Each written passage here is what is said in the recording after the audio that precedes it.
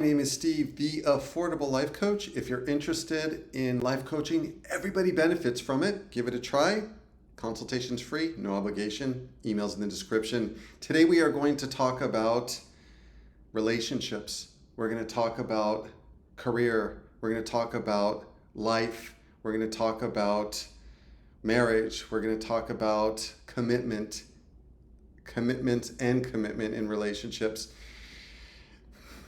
When I'm coaching clients, one of the things that empowers them, that's my goal, is to empower my clients to not be dependent and need the world to change, their partner to change, their circumstances to change, their boss to change, their coworkers to change, their parents to change. Because when you are dependent on other people changing in order for you to feel peace, in order for you to feel happy, in order for you to feel like life is good, or you have a deep sense of peace about life or contentment, you give your power away the moment you need other people to change to fit your expectations, to fit your worldview, to fit in accommodating your fears, your insecurities, your weaknesses, your shortcomings, your bad habits, your personality flaws. You're asking for a very dissatisfied and unhappy life, and you're going to make those people unhappy and bring them down with you. It's not a case of happy people are able to lift up unhappy, depressed, mopey people. It doesn't work like that. They get dragged down with that person. And when you flip that switch, as I have seen with my clients in applying this philosophy and this principle, and they start making those changes, it is empowering and it is attractive and it produces results. People start wanting to be around you. People start liking who you are and communicating with you. People feel safe to talk to you, that you're not going to be defensive or reactive or get angry. People like being around positive, upbeat, content, satisfied, and spiritually filled people. Spiritually filled people. They don't like being around people that see the world through dark colored glasses where everything is negative, or a lot of things are negative, or things are criticized, things are judged, or things are never good enough. And perfectionism is a strategy those people often use in order to try to repair the world and other people not fitting their beliefs or their expectation, or even oftentimes their demands. And it's unfair. It's unfair and it's contagious to do that to those people that we care about, those people we love, or those people that are not willing to change or are unable to change, or we don't have control or influence on them changing. The best gift you can give yourself and the people around you and life is find your own internal happiness, contentment. And happiness, I'm not even crazy about that word, because nobody's always happy. That's impossible. And we shouldn't even be chasing happiness. I like just inner peace, inner joy, and inner contentment. Like, hey, my life, inner gratefulness, my life is good as it is. I appreciate my life. I appreciate my partner. I appreciate my job. And if we are unhappy with those things, be constructive and solution orientated, because there are answers and solutions to problem solve things that come your way. And you can try and see if it works. And if it doesn't work, you could try some different strategies, but you don't give up. But you don't want to whip someone into accommodating your own insecurities, your own self-doubt, your own fears, or your own sense of discontentment. And with one client I'm working with in particular, there's been such a positive shift in his life and in his relationships once he started applying these principles. And the best way to improve your relationships, improve your life, is focus on finding your own internal spiritual fulfillment. The moment you're dependent on other people approving of you, other people having to meet your demands or expectations, and they have to provide you with X, Y, and Z in order for you to feel okay with yourself, you become their prisoner. And it's addictive. I have clients, they're just addicted to approval. They need more. It's like a drug. They need more and more and more, and it's never enough. And then people will walk on eggshells because they don't want to upset the person, or they are always feeling like they need to give positive feedback or appreciation, or telling them, hey, attaboy, you're doing such a good job. And then the person receiving it, who's demanding that, you got to ask, is that sincere? Or are they doing it just to appease me? Or are they doing it to try to keep me happy and not upset me? But you're giving your power away when you need those things. They're nice to have. But if you're dependent on them, you're not free. And that's why a spiritual, and if you want to call it psychological, emotional, put yourself on a solid foundation. Let your life rest upon a solid foundation, and then everything else, the ripple effect is huge. Everything else starts to look more positive and optimistic, and you enter more of a flow state, and your relationships work better, and people genuinely, organically appreciate you, or they're warmer to you, or they're more affectionate, or they're more loving, or they're more happy to see you, or more positive with you. That's what we want. But you've got to get your own life together. And we can't say, oh, it's this person's fault why I'm unhappy or miserable.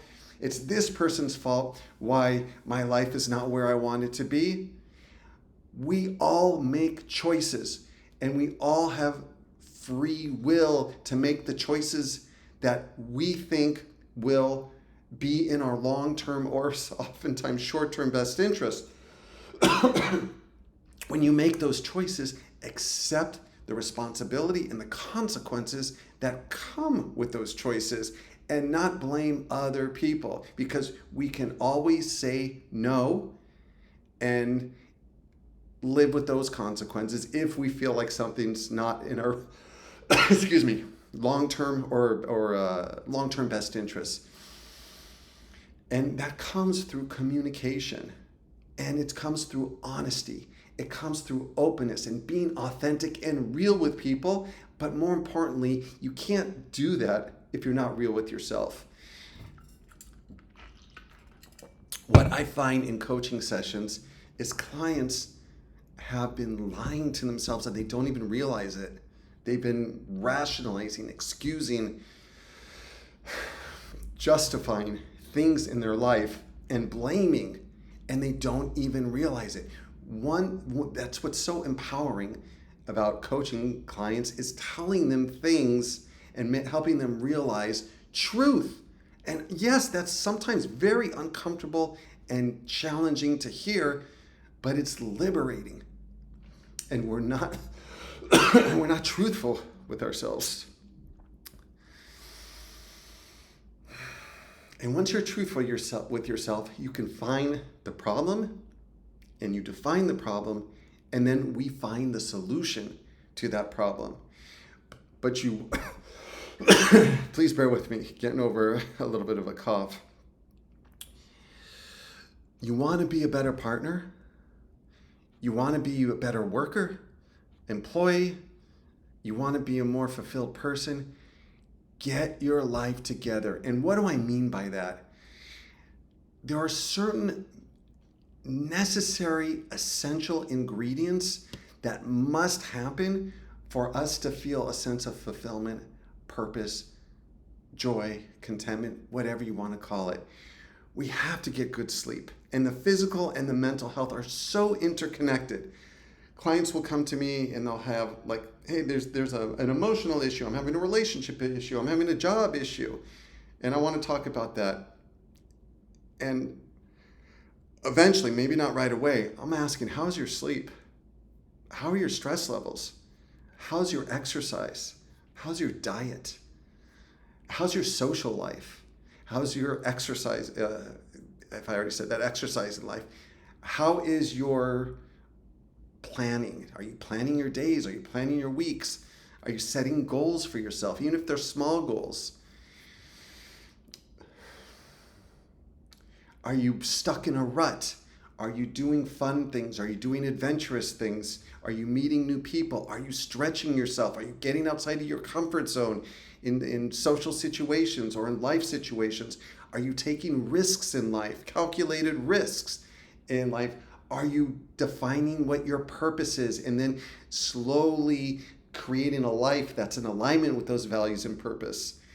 And this is not an overnight fix, but as we start doing that self-repair, we start like looking at the reflection in the mirror.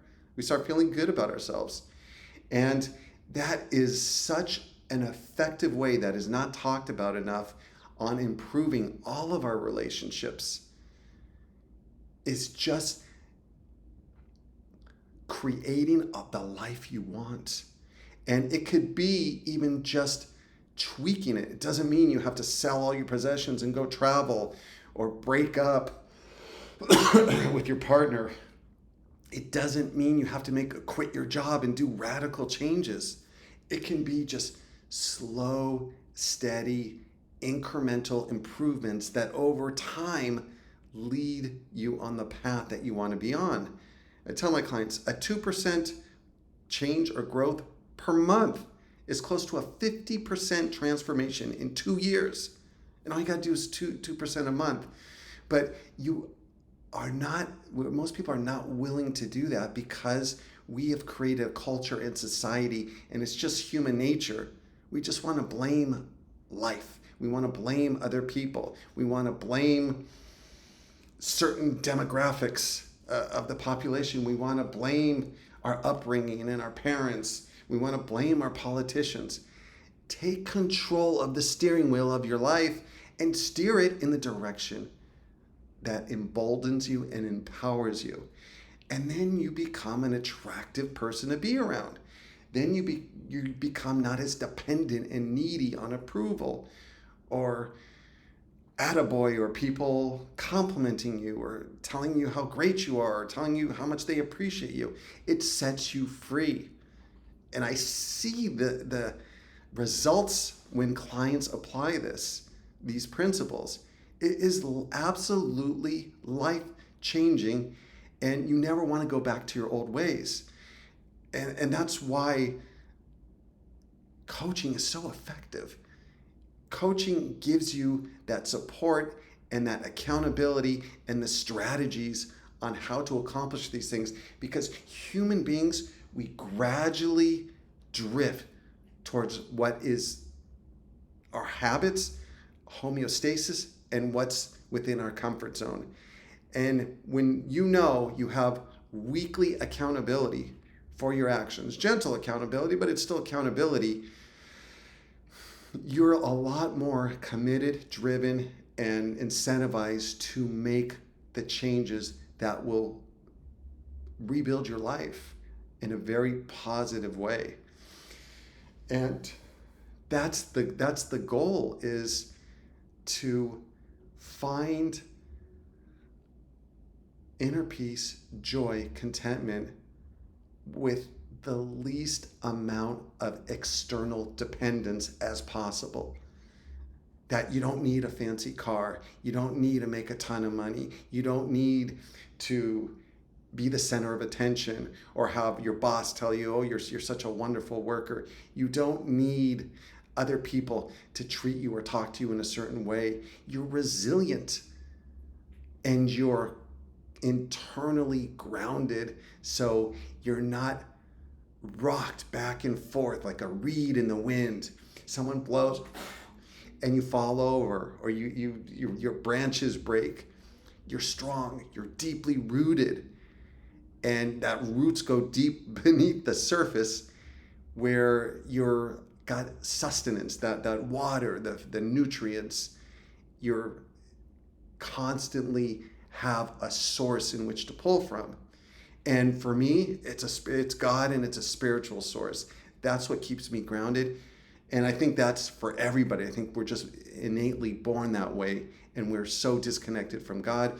You have to find what your source, if you're an atheist or you're agnostic or you're an unbeliever, you got to find what your source is. You got to find what gives you that spiritual power or that emotional or psychological power day to day, and especially when things get tough. Now, excuse me? Hey, these are unedited, unscripted, straight from the heart videos. I hope you appreciate them, even if they're rough around the edges. When I'm saying this, it doesn't mean, oh, we're just passive and we accept life and our partner and our relationships. If someone is not treating me in the way I feel is respectful or helpful or building a better bond together, I should just accept it and not blame him and not do anything about it. That's not what I'm saying.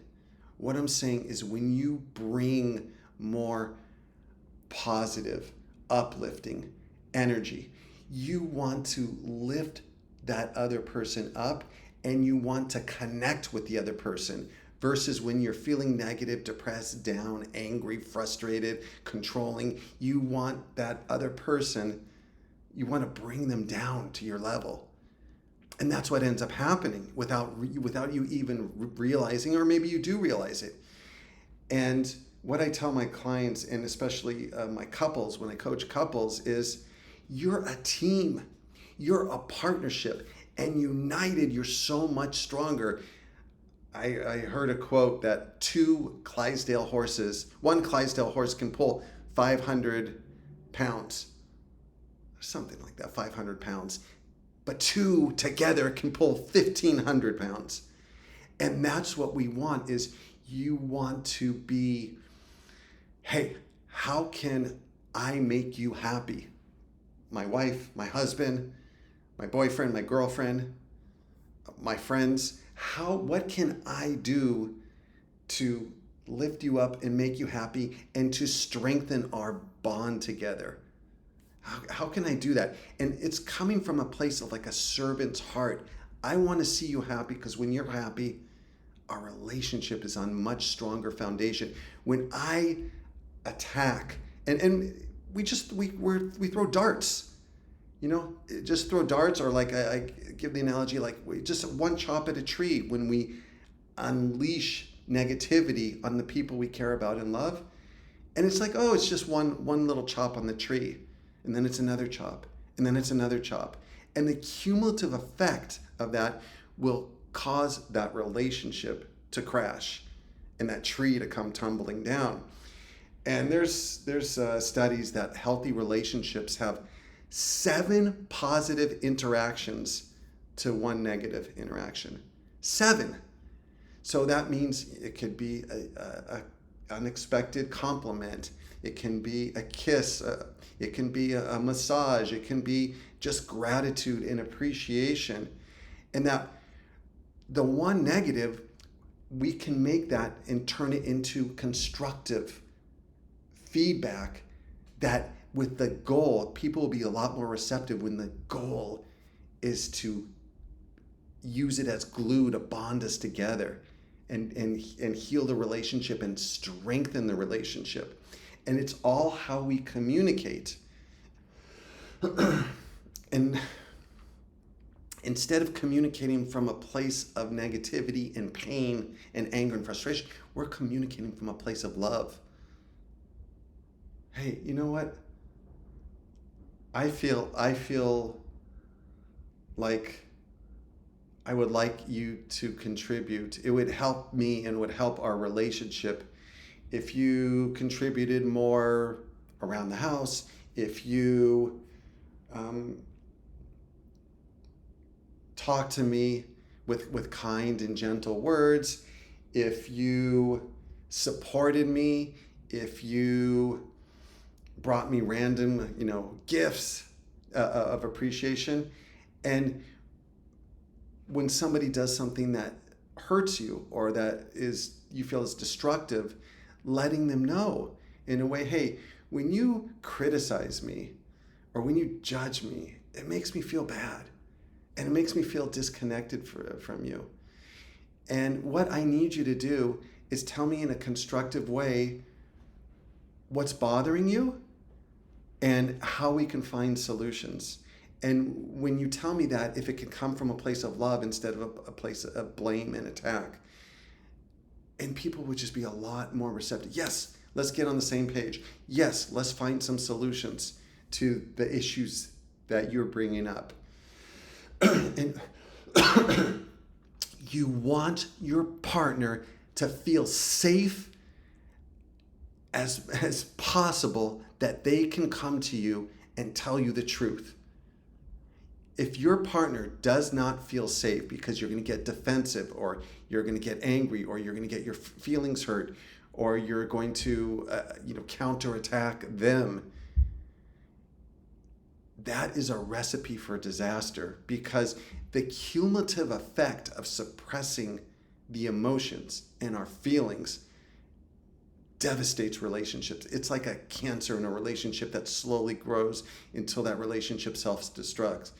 So you want to ask your partner, hey, what's going right in our marriage or our relationship or our friendship? Where am I getting off track?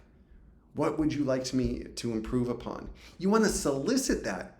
You don't want to defend yourself against that. You don't want to attack them afterwards. You want to solicit that, because that is what is going to keep. It's like the heartbeat of a relationship. And if that heartbeat is not fed with oxygen, it's going to starve. And so when your partner feels safe and comfortable to come and talk to you, you are releasing the pressure of the relationship. You're cleansing the relationship. And then the relationship becomes healthy, starts growing and thriving. And that's what we want. And we want it to be reciprocated. So the other person is going to listen to you. and you tell the person, hey, this is what I need. This is what I like. This is what I appreciate. When you do this, it really makes me feel good, and it makes me feel positive about our relationship, and it makes me feel connected to you and want to be open and honest and communicative. The real challenge just in life is just people generally are not honest and truthful and authentic. And that could be just through omission. We avoid and we don't have uncomfortable conversations. We don't speak truthfully, and we don't come from a place of love to try to heal. We come from a place of hurt, and we try to, inevitably, that ends up hurting other people. Hurt people hurt other people. So when we focus on healing ourselves, being self-sufficient and not as needy and dependent on other people, we're free, we're at peace, and life just becomes much more joyful and fulfilled. And the thing I love about it, I from a young age, I was always attracted to people who told the truth, even when the truth was met with resistance or criticism or judgment, or they were ostracized for it, or they paid a price for it. I just respect truth tellers. And I find in my life, that's when I feel the best about myself, is when I'm open, honest, authentic, and truthful with other people. And it garners respect, and some people don't like it, and that's fine. They're not a good fit for me. But you want to be able to feel good about yourself. And when you suppress your emotions, when you don't have open, honest conversations with people, you don't feel good about yourself. And that's another part of building that solid foundation. When you have solid foundation under your feet, your life starts to work. You start to wake up looking forward to the day. You start to feel like you have purpose. And you start to feel just, again, at peace. And that's what we want. And so much of what we're struggling with societally and emotionally is a lack of integrity and honesty and a freedom of expression. People are afraid to speak, and when people are afraid to speak, they might not say things you don't like to hear, but it comes out in other ways, and those ways are, in my opinion, tenfold more destructive. So you want to encourage those around you, free to tell me what's on your mind, and you want to be able to do that with other people. And it just feels so good, even though it's uncomfortable, and you're going to get criticism for it, and that's okay because you're on solid foundation. That's not going to rock your world. Disapproval is not going to rock your world. And there are so many people that will appreciate you for it. Okay, if you want to give coaching a try, the consultation is absolutely free, and the sessions are ridiculously affordable afterwards. Send me an email in the description. If you want to support the channel, there's a PayPal link. Even if it's $1 a month or a one-time donation, it really is greatly appreciated, and just encourages me to continue to make videos. And even though I read all your comments, I might not get to all your comments right away. I appreciate all the comments, and thank you for watching and supporting the channel. And I would be curious in the comments how you can apply these principles in your life. Like, just take one or two things from this video and how you could apply it in your life, and so you can see the impact it will have. Thanks for watching. Until next time, bye-bye.